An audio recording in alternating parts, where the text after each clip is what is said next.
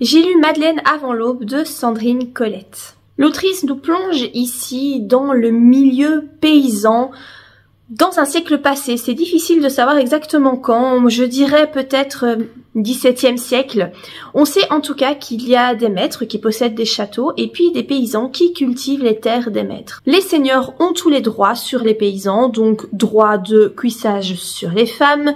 Ils ont également droit à la moitié des récoltes des champs et en plus les paysans doivent payer un impôt. Autant vous dire que les paysans, eh bien, se font complètement avoir, mais ils n'ont pas trop le choix. Les conditions sont rudes, la famine est omniprésente dans ce roman, la famine et le froid.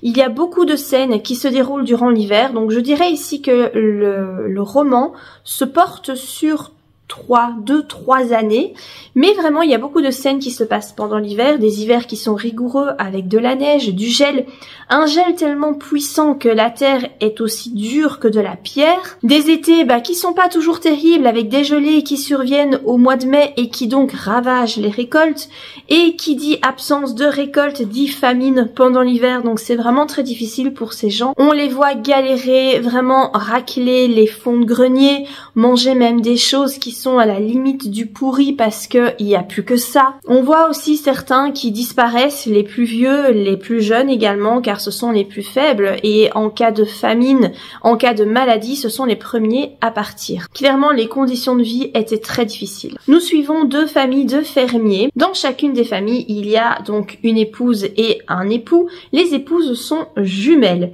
L'une des deux a 3 fils, tandis que l'autre n'a jamais réussi à avoir d'enfants. Elle en souffre beaucoup. Et puis un jour, il y a cette petite fille, Madeleine, qui débarque. Elle est très sale, elle a faim, elle vient de nulle part. On suppose que ses parents ont dû mourir d'une façon ou d'une autre. Est-ce que c'est de famine ou d'autre chose ?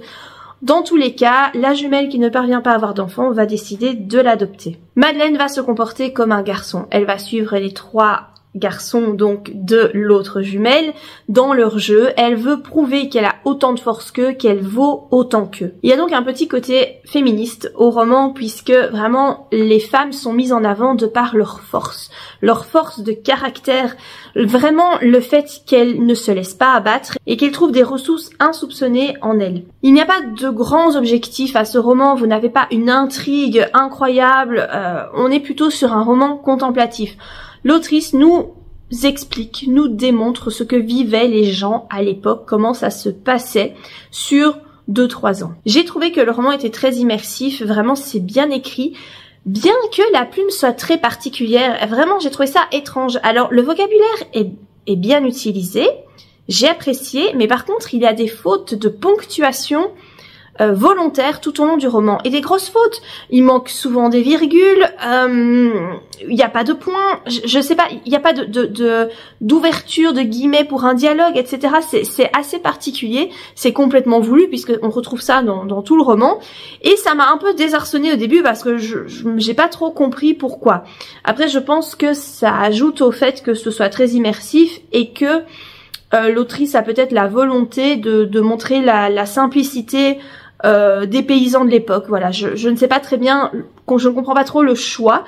Il n'y a pas d'explication à la fin du roman, mais voilà, ça m'a quand même interpellée. C'était vraiment un chouette roman, je l'ai beaucoup apprécié, c'est sombre, il faut le savoir, il n'y a pas beaucoup de lumière dans ce roman, il y en a quand même un petit peu, mais il faut la chercher. C'est en tout cas un roman que je vous conseille.